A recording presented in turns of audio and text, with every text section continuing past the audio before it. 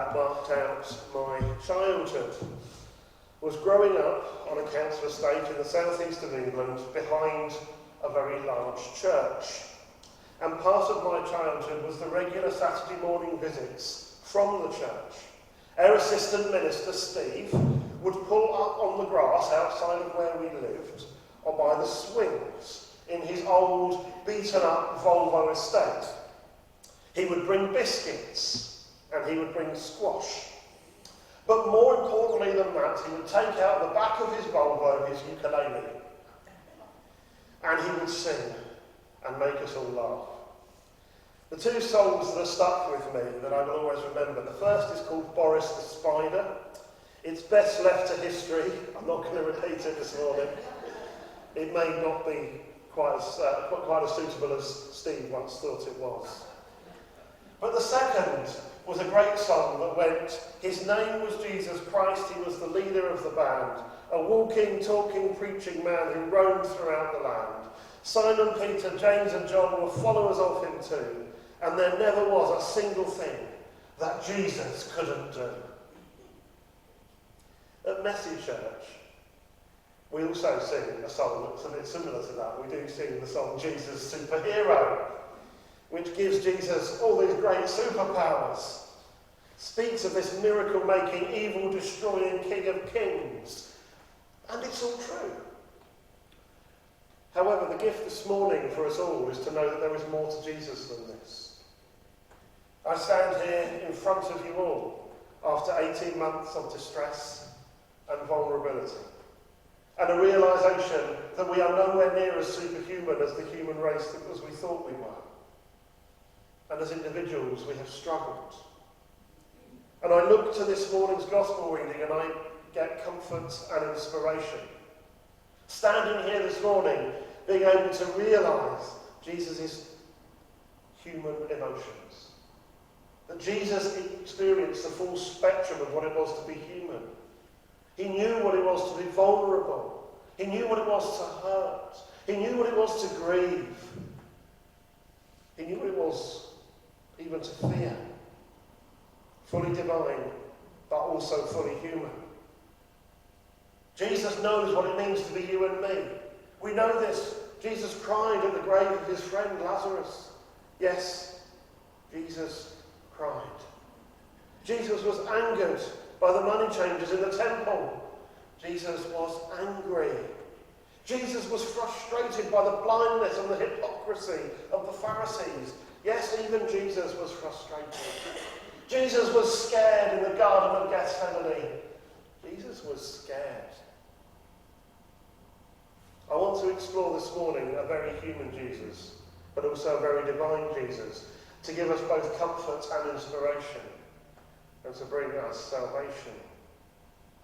And our gospel reading this morning really helps us focus on this Jesus, both sides of him, to understand him, to get to know him better, as we meet with him this morning and find that comfort, that inspiration and that salvation. So our gospel reading starts with Jesus going on retreat or on holiday. He wants to be somewhere on his own. Jesus was tired and he needed a bit of space.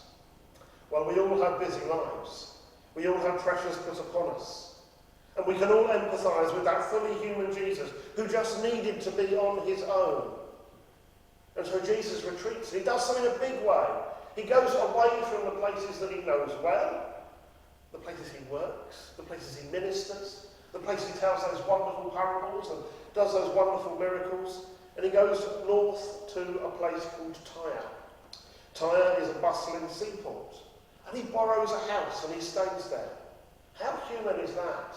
Jesus rents a holiday cottage by the seaside. Jesus is as human as you and me. And he needs to be.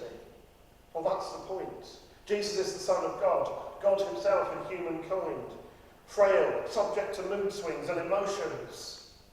And this very human Jesus needs to get away from it all for a few days, to be alone, to get away from the crowd. And I find much comfort in that.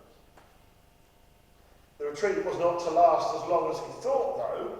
Jesus couldn't escape notice. No sooner had he got there than a woman whose daughter was possessed by demons arrives on the doorstep of the holiday cottage. If you're trying to get away from work, how would you feel? If you were a parent with a child in need, knowing that a man with a reputation for healing was in town though, what would you do? Jesus reacts, and it seems rather harsh. Upon asking for the healing of her daughter, Jesus uses these words: "The children must eat before the dogs." Odd. Well, children refers to the children of Israel, and the offensive way in the days which Jews referred to Gentiles was to call them dogs. Is this angry Jesus? Is this upset Jesus? His holiday's been interrupted, so he's just being rude, harsh and spiteful? I don't think so. I think this is very human Jesus in a different way. Because one thing the Bible can't record is his tone of voice, his inflections, the facial expression as he says the word, the twinkle in his eye that I imagine. And I wonder if that very human Jesus is saying what seems 2,000 years later to be harsh, cutting words, but in a light voice, perhaps with a smile on his face, and even that twinkle in the eye, Jesus being ironic. And I think it must be the case because this woman, a Gentile, a Phoenician from Syria, who's just been called a dog by a Jewish rabbi, continues in her reply. And probably with the same smile and the same twinkle in her eye says, "But even the dogs get to eat the scraps from under the table." Jesus had said first the children must eat. And Jesus was the Messiah. His mission was to the children of Israel, to come and restore Israel so the kingdom of God could be built on earth, involving all Gentiles too. But first, he was here for Israel. Her witty and clever response, even the dogs under the table eat the children's crumbs, gets a second smile from Jesus, I'm sure. And he sends her away, and her daughter is healed. A very human Jesus with frustration, with humour, and a very divine Jesus who, from a distance, heals and saves the Syrophoenician woman's daughter. Jesus, in his humanity, provides comfort. In his divinity, inspiration and salvation. And Jesus returns from this time away through Sidon, and a deaf man with a speech defect is brought in. Jesus puts his fingers in the man's ears. He spits on his tongue. Then he utters an Aramaic word to the heavens, Ephphatha. It means be opened, we're told. This is the healing the pagans would expect. It's more like magic than a miracle. He uses spittle. He utters incantations. The healing story makes Jesus look so very human, but yet so very divine at the same time. I'm comforted by the very human Jesus, who then says to everybody who watches with remarkable act, do not tell anyone.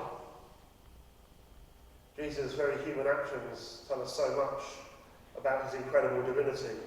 You see, Jesus didn't want to be distracted from the mission he had, and his mission was simply to see God's kingdom come. Jesus did not heal everybody.